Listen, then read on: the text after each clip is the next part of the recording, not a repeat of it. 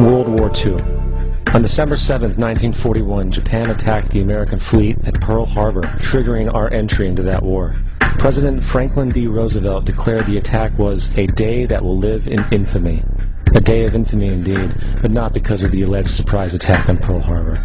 After 60 years of surfacing information, it is clear that not only was the attack on Pearl Harbor known weeks in advance, it was outright wanted and provoked.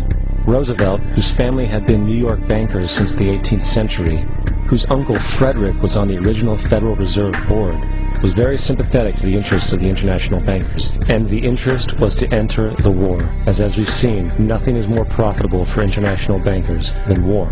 In a journal entry by Roosevelt's Secretary of War Henry Stimson, dated November 25, 1941, he documented a conversation he had with Roosevelt. The question was, how should we maneuver them into firing the first shot? It was desirable to make sure the Japanese be the ones to do this, so that there should remain no doubt as to who were the aggressors.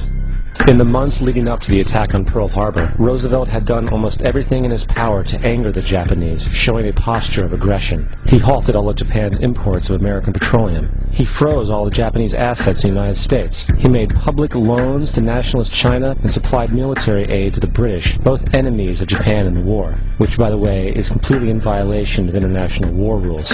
And on December 4th, 3 days before the attack, Australian intelligence told Roosevelt about a Japanese task force moving towards Pearl Harbor.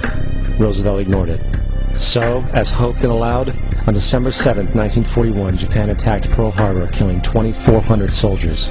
Before Pearl Harbor, 83% of the American public wanted nothing to do with the war. After Pearl Harbor, 1 million men volunteered for the war.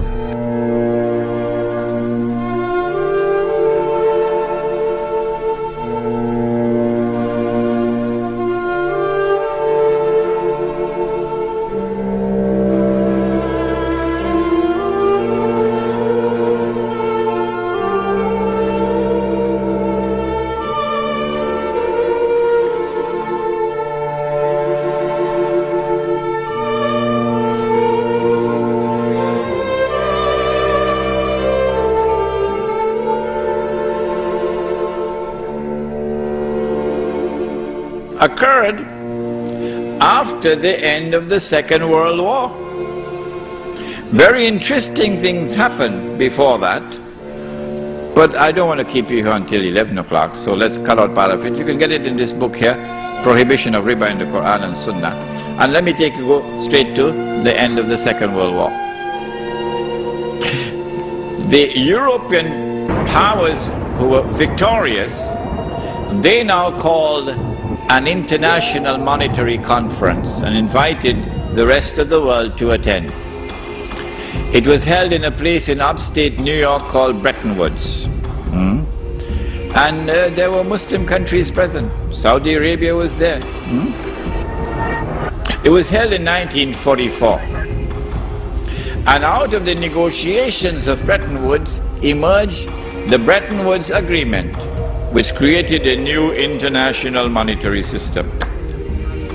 Two important things were agreed upon at Bretton Woods. Number one, prepare yourself for it. Not all checks can be cashed, only one check. Which one? The US dollar. Only this currency can be redeemed for gold at $35 an ounce. So this is halal. But all the rest of the paper money in the world are now checks which cannot be cashed. You could exchange them for the US dollar, check for check, but you cannot cash them. That's the first agreement at Bretton Woods. And so now it's plain. This system is 99% haram, only 1% halal. That is the US dollar, which the US government has promised that if you come with US dollars, we will convert it for you to gold at $35 an ounce. We gave our word to you, and we will keep our word, and we put it on the US dollar. Did you see it? In God we trust. Ever saw it?